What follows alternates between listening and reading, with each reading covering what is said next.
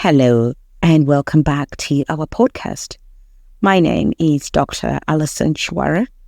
I'm the founder and director here at Human Focused Limited, a company that is dedicated to creating happier and healthier workplaces, but most importantly, workforces all around. Today, I want to go on a journey with you on discovering Ikigai. I'm so thrilled to share something that I think is deeply transformative. It's finding our purpose, guided by the beautiful Japanese concept of Ikigai, which translates to reason for being. The concept of Ikigai excites me. It's a blend of two Japanese words, Iki for life and Gai for our word. So it represents a reason for being or your life's purpose. It's really that sweet spot where what you love, what you're good at, and what the world needs, and what you can be paid for all somewhat intersect. It encourages individuals, you and I, to really identify and pursue that which brings us true joy and satisfaction and gives us a sense of fulfillment. Ikigai is really an exciting philosophy, and I want to talk to you about the 4 components of Ikigai. So these are as follows, and they really allow you to achieve harmony and contentment in your everyday life, both your personal and professional endeavors.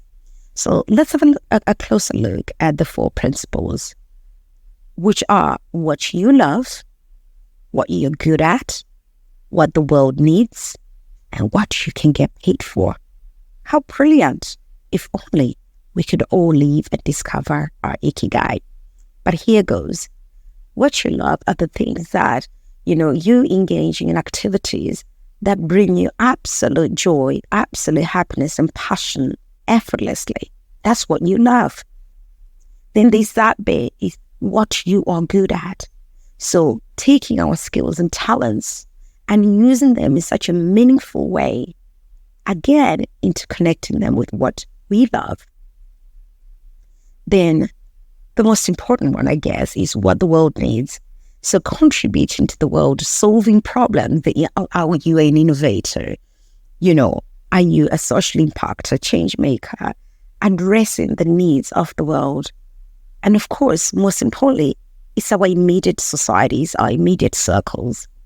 And then the 4th one is what you can get paid for. So ensuring that those endeavors that we are skilled at, talented at, that bring us joy, or that contribute to what the world needs, somehow provide us with a livelihood. And I think that's really important. Now, the Japanese live their lives by integrating these 4 principles in their daily routines and in their long-term goals. It's not just really about grand ambitions. Ikigai is about finding joy in the small everyday activities, doing it regularly and consistently and with heart. So, for example, you may find your Ikigai in gardening, teaching, or even preparing meals, or even, writing articles that inspire other people, or creating podcasts that may help somebody else around you. That is your Ikigai. So why then do the Japanese apply Ikigai in their lives?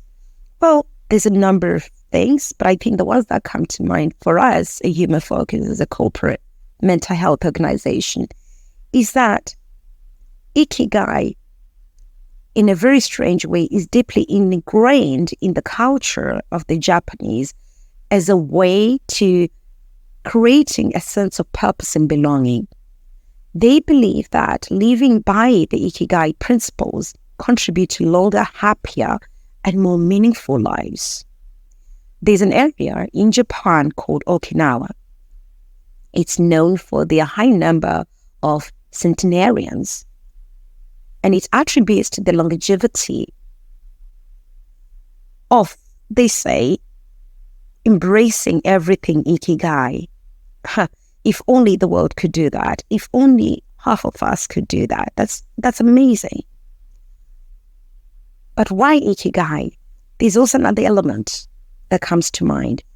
I think it helps you maintain a balance between your personal fulfillments, your professional success, and most importantly, your societal contribution. What are you doing for your immediate community?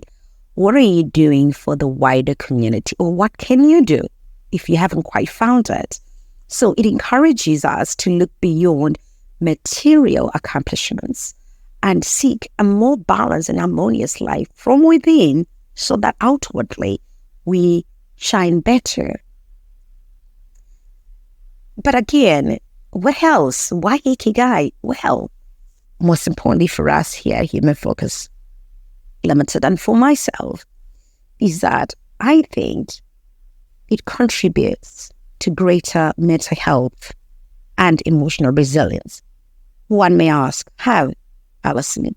Well, it provides us with a clear sense of direction and purpose. So Ikigai then has an ability to reduce our stress if we know exactly where we are and where we're headed. And it actually, in turn, prevents burnout, because we are giving ourselves time to do the things that we love. For us, we are doing things to fulfill the other people around us. So it smiles all around. And then we're actually doing a job, or we are in a profession that we are really greatly skilled at, or we are good at, or talented at. So I think that all of these things contribute to really great mental health. Now, many of us spend our lives searching for that sense of fulfillment, as we may call it. And that comes from finding our true purpose. So Ikigai has a very profound place in our lives, because what it does is it encourages us to explore and understand that purpose, molding us into, or molding our lives into more brimmingly beautiful and joyful lives with a deep sense of meaning. And we are all looking for meaning, that connection between you and I, you and the world around us, you and your immediate community, your society. That's profound. Now, in order to truly get to our Ikigai, I think it's important to not only understand it philosophically, but also ground it in neurobiology. I love to put a touch of neuroscience. So research in neuroscience reveals that when we engage in activities that truly align to our goals and our passions, magic happens. Our brains release dopamine, the feel-good neurotransmitter. So this means that living our true purposes isn't only just contributing to the world around us, but in fact, it actually enhances our overall well-being. And I love that. I will look at, if you look at an example of some legends and some people that have done incredible things, one that always comes to mind, I think, because he lived his life in such a philosophical way, which I absolutely love, was Steve Jobs. Steve says his purpose wasn't just to create innovative technology. He wanted to empower people through accessible and beautifully designed products that had meaning, that held meaning. Even after being thrown out, or rather ousted, shall I say, from Apple, he didn't give up on those things. Instead, he founded Pixar, redefining animation in the movie industry. And eventually, as the universe would say, Apple buys Pixar for a handsome amount, and he goes back to fulfilling his Ikigai, returning to Apple to transform it into one of the world's most valuable companies today. Steve famously said this in one of his speeches, that the only way to do great work is to love what we do. If you haven't found it yet, then just keep looking. Don't settle, he says. His story is, I think, an incredible testament of the power of doing the things that deeply resonate with you, with a sense of perseverance and commitment. He said he actually never stopped doing what he always loved to do, even while he was at Pixar, doing something different from what Apple was slightly doing. And as it were, his worlds would interconnect and naturally circle back to where his heart was at Apple. That was his innate purpose for life, and he lived it to his last day. Another interesting person, of course, as you all know, I love Oprah Winfrey. Regardless and despite all that she went through, she somehow found an Ikigai in storytelling and connecting with people. She went on to build an incredible empire, which continues to grow, creating content that does uplift and empower those around her.